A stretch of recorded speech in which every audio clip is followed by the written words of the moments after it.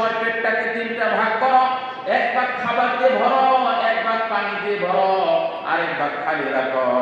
এইভাবে যদি খাইতে পারো তোমার জন্ম থেকে মৃত্যু পর্যন্ত কখনো গ্যাস্ট্রিক হওয়ার সম্ভাবনা নাই। ঠিক কিনা?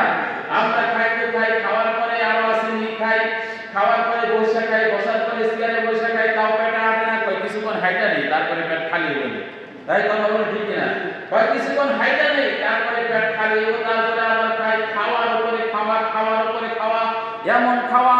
অথচ গাজার দিকে তাকায় দেখো, ছোট্ট ছোট্ট মাসুম বাচ্চাগুলো শুকায় অর্ধেক হয়ে গেছে, কুকুরগুলা প্রাণীগুলা খাবার না পেয়ে অর্ধেক হয়ে গেছে।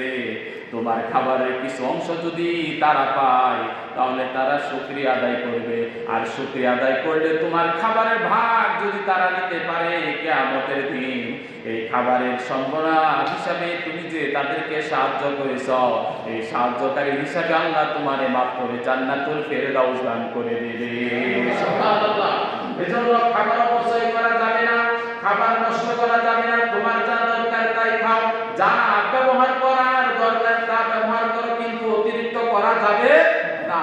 হযরত ওমর তার সন্তানকে ডাকতে বলতেছে, সন্তান কি রান্না করেছে? গোশত রান্না করেছে। কেন গোশত রান্না করেছ?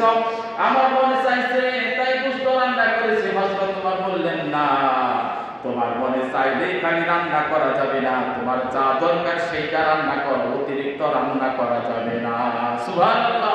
তোমার যা দরকার সেইটা রান্না করো, অতিরিক্ত রান্না করা যাবে না। অতিরিক্ত রান্না করো না, অতিরিক্ত রান্না করা যাবে না।